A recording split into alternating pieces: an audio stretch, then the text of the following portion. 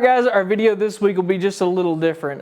Back at the end of last year, I put up a video of Eugene doing his qualifying laps over at Newport. It was the very last race of the season basically.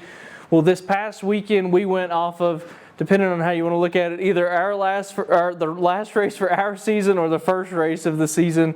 I don't know how you guys want to look at it. He's changing the car up at this point to get ready for kind of the full-time season this year. So let's call it the last race of our season.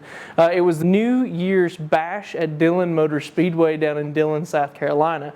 We raced there at Dillon in a street stock about 4 years ago. It was the last time we had been there.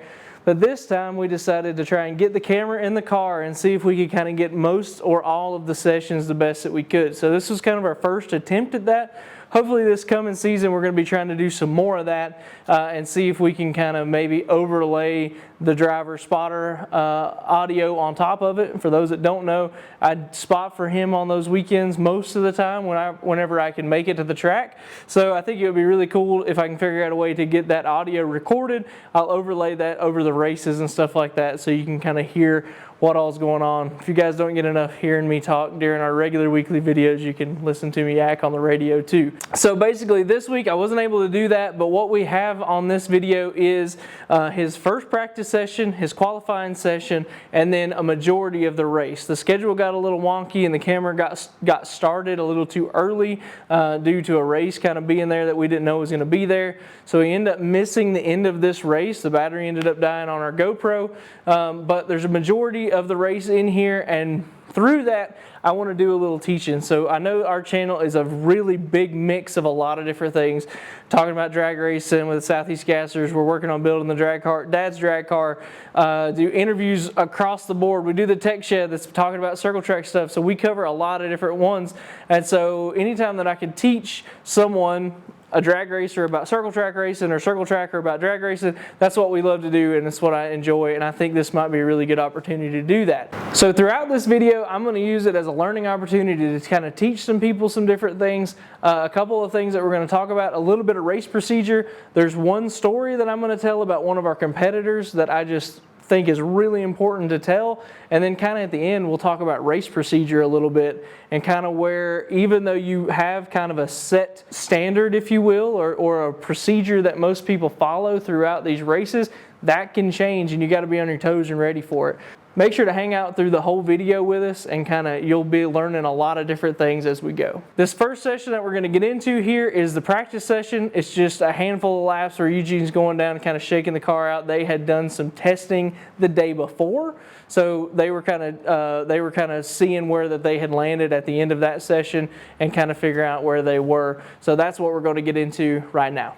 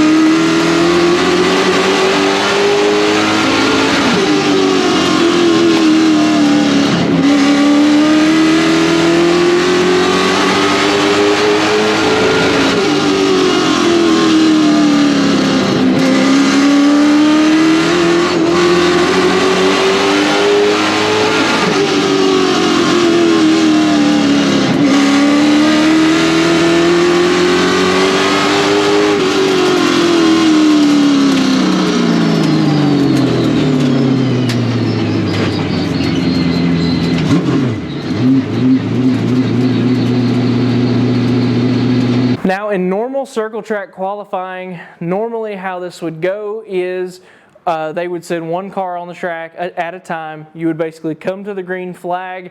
You would have a green flag lap, a white flag lap, and then you'd be done. So basically 3 laps on the racetrack in general is how they normally do qualifying, one car at a time. Well, because the limited late model class that we were running here at Dillon wasn't the show, it wasn't the big event, they were trying to kind of consolidate time a little bit. And so we did what was called Euro qualifying, which is basically 4 cars go on the track at the same time. We run 4 laps, just consecutive laps. They'll throw the checkered flag, and then your session's done. The best lap that you had out of those 4 is the one that they will count to your qualifying time, and that's how they'll set the lineup. So if that's why qualifying looks a little different here compared to maybe what you've seen in a cup race or basically any other one, that's why. So just consolidating time, because I think they had like more than 40 cars they were qualifying for the big show for the street stock race down there. So they were really pressed for time. So that's what you're about to see here. Eugene rocking that Euro qualifying.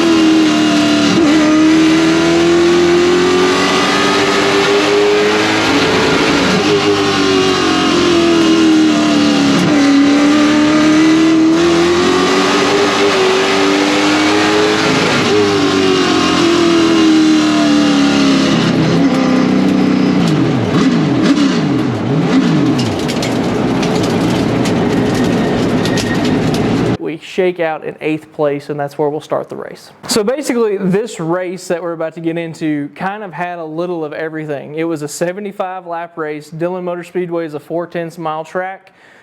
We had 27 cars out on the track when we started the race, which is honestly nowadays a really big field. It's one of the biggest that I have spotted for, so I was a little nervous. Like I said, and we're starting kind of in the middle of it in 8th place there. We're kind of right in what I would say kind of that hornet's nest. And so I was a little nervous getting up on the spotter stand with that many cars out on the track. But this race had a lot of everything, and at the beginning here you're going to see a really long green flag run. I want to say it was in the 35 to 40 lap range. I'd have to go back and check it, but that first run was a really long one. So you're going to see Eugene just out there turning laps, which a lot of the time that's how these races go when they're this long, 75 laps. You're going to see them, the guys are going to kind of figure out what they've got in the early laps. They're probably going to single file out, and they're going to try and get the laps down. And then as the race goes on, you're going to see the level of aggression and the number of cautions go up, which is exactly what happens here in this race as well. You're going to see guys spinning, you're going to see guys being really aggressive, beating and banging, and that's why people love short track racing, to be honest with you. So this next race here is where we're going to kick it off. Like I said, we're starting in 8th place, and you're about to see a pretty good little green flag stretch here.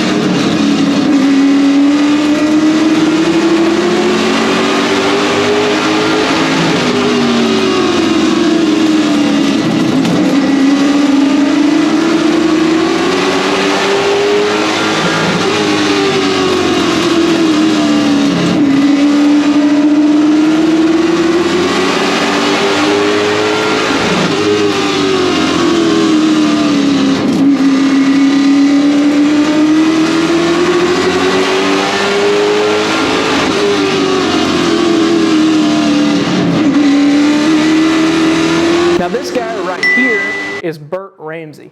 I did not know his name was Burt until after the race.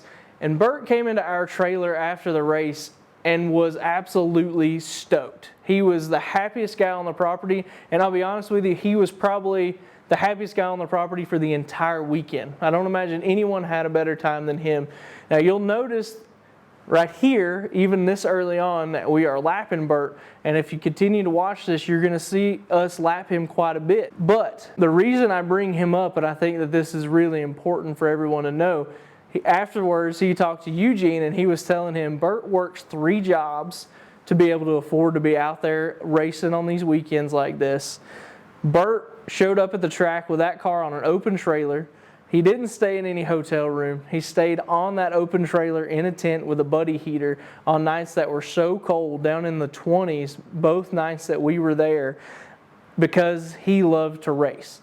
And that's the reason why I'm telling you guys this story right here, is because I think it's really important, and I think that every person that showed up to that racetrack with a race car can learn something from Burt. And if we all had as much fun as he had running 15 laps down, we would fill the stands every time that the doors were open. If everybody out there was having as much fun as him, it would completely shift the attitude at a lot of these circle track races that I've been to recently. And so that's why I thought it was really important to tell his story. And if you know Burt, and I hope that Burt sees this somehow, I have no way of contacting him, I don't know where he's at, but hopefully he sees this and he knows that he was very appreciated and he really taught me a big lesson.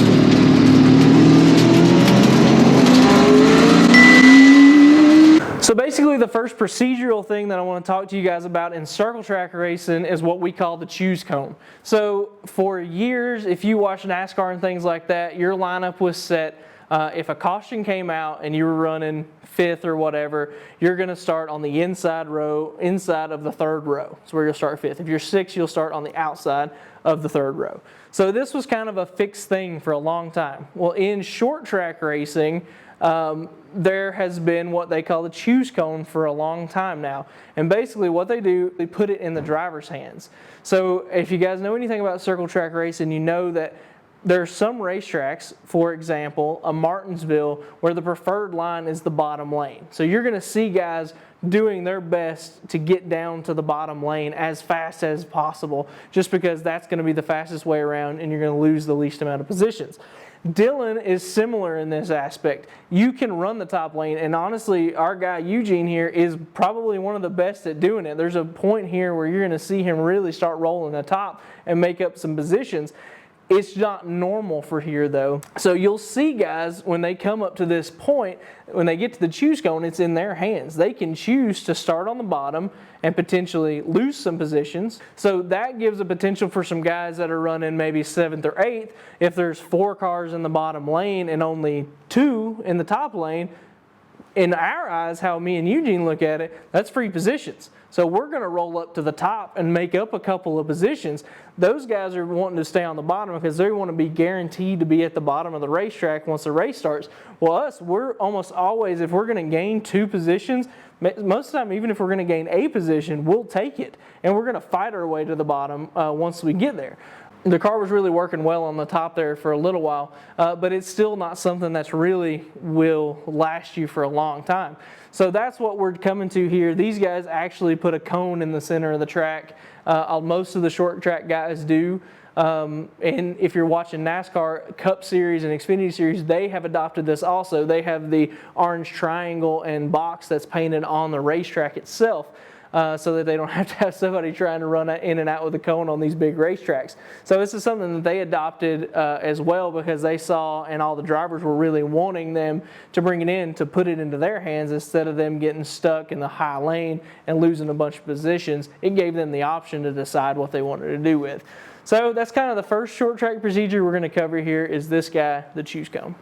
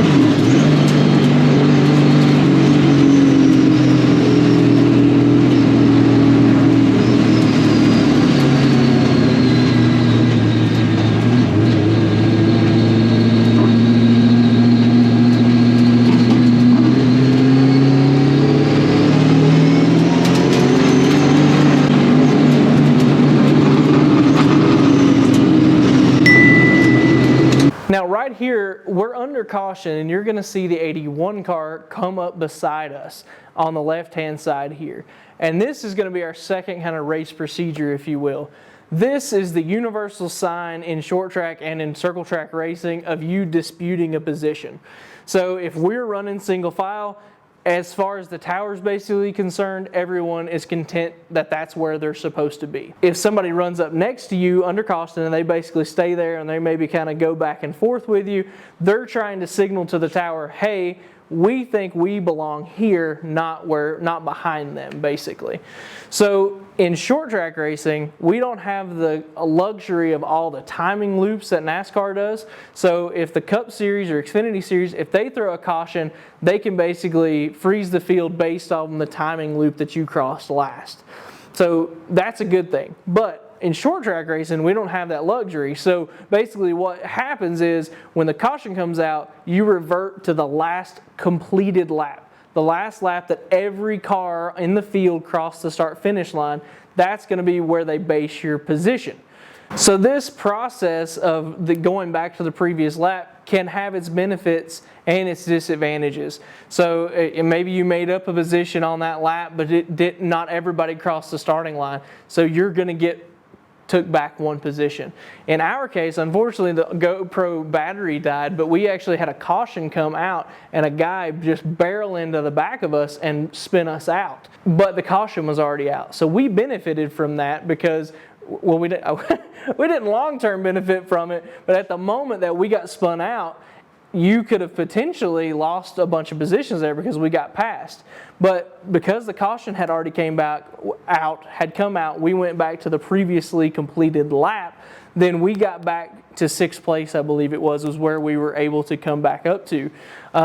So this is one of those things where you have to understand kind of how the process works on short track racing. But basically, the whole point of this is to say, if you are ever at a circle track race and they're under caution and you see 2 or 3, at one point we had 2 guys on each side of us, even though I was confident where we were running based off our race monitor results and speaking with the tower themselves, the guys out there on the track were still competing with us. So we had 2 guys on each side of us basically saying, we don't believe that he belongs here, even though we fully did. So it's just one of those things that if you're wondering, like, why the heck are these guys running 2 or 3 wide under caution? That's why, is to try and say that basically they believe that they belong in that position. There's race procedure number 2.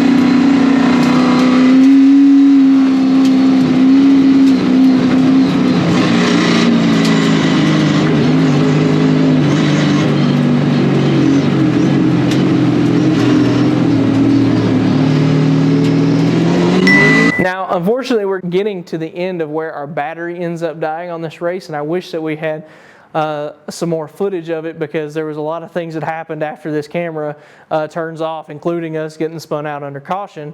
But I want to mention here, if you guys were not paying attention here, throughout this entire race up to this point, we talked about the choose cone earlier. This race kind of went haywire. There was a lot of cautions. There was a lot of caution laps. So when the caution came out, there was a lot of laps that were run under caution. In this race and most short track races, caution flags don't count, or caution laps do not count. So basically, if it's a 75 lap race, that means it's 75 green flag laps. So there could be a lot more laps completed under caution along with those 75. And that's basically the case with this race. We were running a lot of caution laps, and we went way over time, really, and the track was kind of getting a little antsy. You could kind of feel it up there. They eventually made us start doing single file restarts as basically a slap on the hand to the drivers to say, hey, you guys can't control yourselves apparently because you're wrecking each other, so we're going to make you start single file instead of double file to basically force you guys to race clean. So this happened at that point. So you could tell the track is kind of rushed, and they're trying to fit their schedule in, and they have every right to, basically, because they're trying to do their show, and at the end of the day they're trying to keep the fans happy. And let's be honest, it was like 25 degrees. It was really cold, so they're trying to move the show along a little bit, and there was a lot of stuff that was causing that not to happen.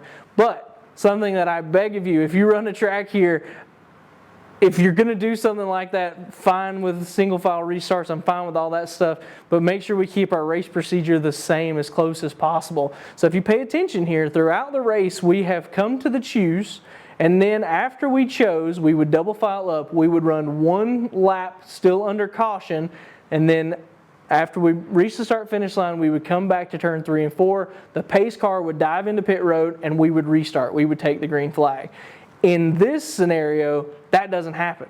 We choose, and the pace car dives into pit road the same lap. So it completely caught me off guard, and luckily I had just happened to see the pace car go in, because we were talking to other spotters and to the tower about some other stuff that was going on up there and trying to kind of figure out the procedure a little, and all of a sudden the tower calls in the pace car, and I had no idea we were going green. So whenever we finally get some audio on this, in the future, you'd potentially hear me.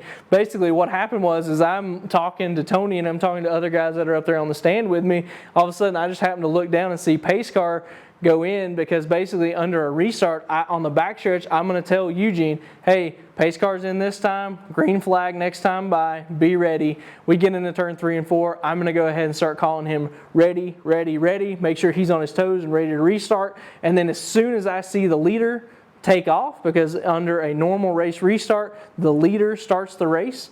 So when I see that leader take off, I'm calling green flag and we're rolling.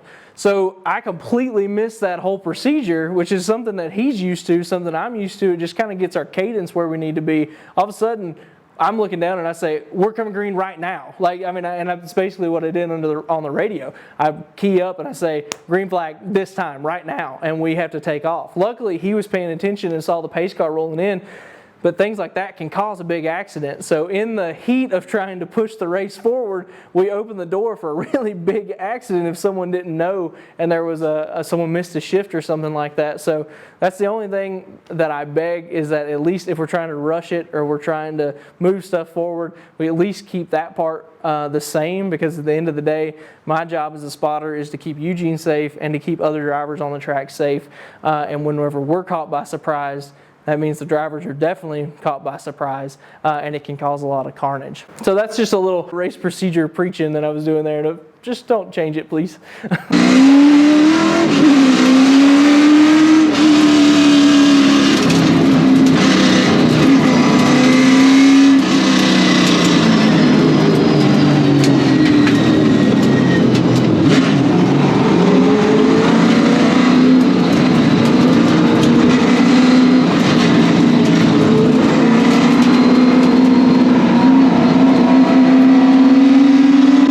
Alright guys, and like I said, that's where we lost it. That's where the battery went dead, and unfortunately we lost some good stuff there because of that, but that's okay. we're just learning this. This is kind of new for me, trying to get that. Hopefully the next time you see us and the next time you see us do that, we'll have some audio from Eugene and from myself overlaid onto this video as well. At the end of this race, we ended up finishing 7th, so we gained 1 position over it. And to be honest, we've had a pretty tough year. We've had some handling issues and things like that have really kind of plagued us throughout the year. And so for us to be able to basically start 8th, finish 7th, finish all 75 laps without the car kind of going crazy loose on us, this was a major win. And to be honest with you, I think that Tony and Eugene and Mitch and all those guys, Ken, when Ken's there with us, those guys are they're getting the grasp on this, and there's some changes coming. They're hanging a new body on the car. I think they're going back to the 602 versus the 604 that was in this video motor, this crate motor that we're running. And so I think the tentative plan is to basically run Anderson for the most part next year, and then some other races that we want to. But I think that we're at a turning point with this car, and that next year is going to be, or this year, 2025, is going to be a really great season. So look out for more of these videos, and hopefully we can just keep making them better. If you enjoyed this video, please hit that subscribe button. Seek out and look for us on social media, Instagram, Facebook, all of those places. It's really important that we continue to grow this because this is what we love to do, and we want to keep doing it. So we appreciate you guys so much. We'll see you next week.